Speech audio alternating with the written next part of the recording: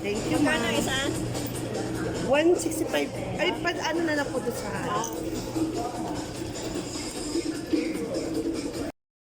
Tatlo. Thank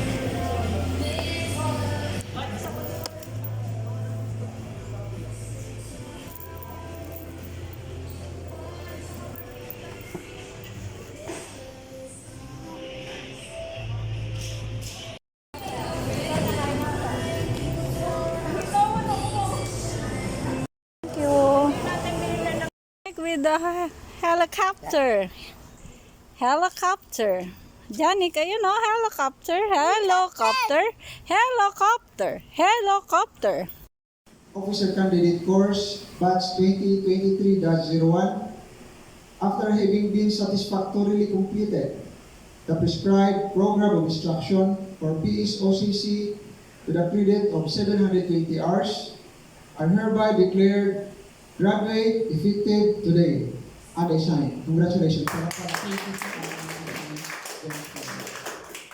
At this juncture, the batch number 14472 successfully completed the prescribed POI for PSOC with a credit of 722 hours of instruction, covering the period from July 31, 2023 to April 9, 2024, inclusive the touch service at the above by order of Police Major General Posadas, Director, NPDI, signed Police Colonel Marlon Villuco, Chief Training Center, Calabarzon. And now may I call on once again Police Colonel Marlon Villuco for and Police Pursuing Master Sergeant Lawrence Surfa.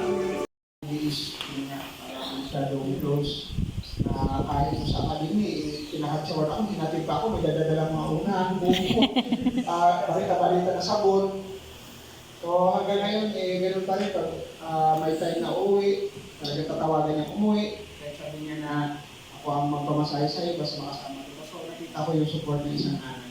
So maraming salamat po at yung asawa, ganun din. Talagang napaka-accepted yung Team Flores, andyan po kayo. Of course, binabati ko rin po ating deputy, siya po yung ating assistant chief na nag-board at nag-isip din kung paano pa mapaganda yung ating training center sa ating chief admin na nababawasan na ng buhok sa kaisip kung paano pa maganda yung pangalan sa ating chief na academic, si Chuck, na bumait na.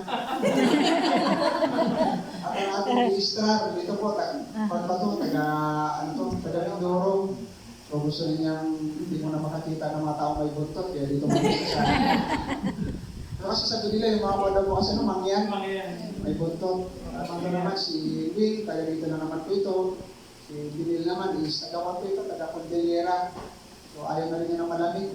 Gusto rin niya na mainit, kaya rin siya sa atin sa training center. So si Pims Asipa naman, si Lieutenant Jet naman, dating Pims po siya. Kasi ngiram ko lang po siya ni Pims Flores. Na-promote po siya last March, kung may lieutenant na po siya. So, tingnan niyo po si Lieutenant. Congratulations, sir. So, yung uniform niya, pang-officer po kasi yan. So, mother, baka next year, ganyan na rin po yung uniform ni Juan. Na pinahili pong anak.